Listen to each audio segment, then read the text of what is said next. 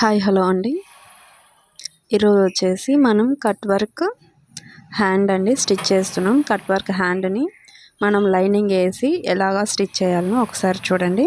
మనం లైనింగ్ తీసుకొనేసి మనము main piece వచ్చేసి ఉల్టా వేసుకోవాలండి. ఉల్టా వేసుకొని లైనింగ్ దాని మీద పెట్టి లైనింగ్ని కొంచెం లోపాటుకి మడత పెట్టుకొనేసి హ్యాండ్ అంతా అలాగే స్టిచ్ చేసుకోవాలండి. హ్యాండ్ మొత్తం అలాగే స్టిచ్ చేసుకుంటే హ్యాండ్ చాలా నీట్గా వస్తుందండి.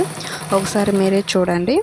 నేను ఇప్పుడు పెట్టే వీడియోస్కి ప్రతి ఒక్క వీడియోకి చాలా రెస్పాన్స్ వస్తుందండి.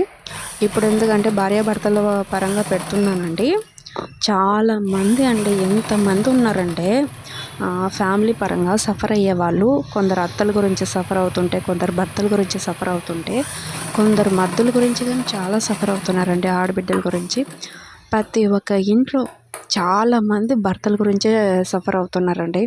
కానీ చాలామంది భర్తలు కానీ చాలామంది మంచోళ్ళు ఉన్నారండి. ప్రతి ఒక్కరిని అయితే మనం అనడం లేదు. తాగి బిహేవ్ చేసే వాళ్ళనే మనం మాట్లాడుతున్నామండి. చూసే వాళ్ళని ఎవరు అన్నారండి. చూడని వాళ్ళని బయటకు వస్తుంది. ఎందుకంటే ఆడవాళ్ళు తొందరగా బయటపడతారండి. ఎందుకంటే కడుపులో పెట్టుకోలేరు, తొందరగా కక్కేస్తారండి బయటికి.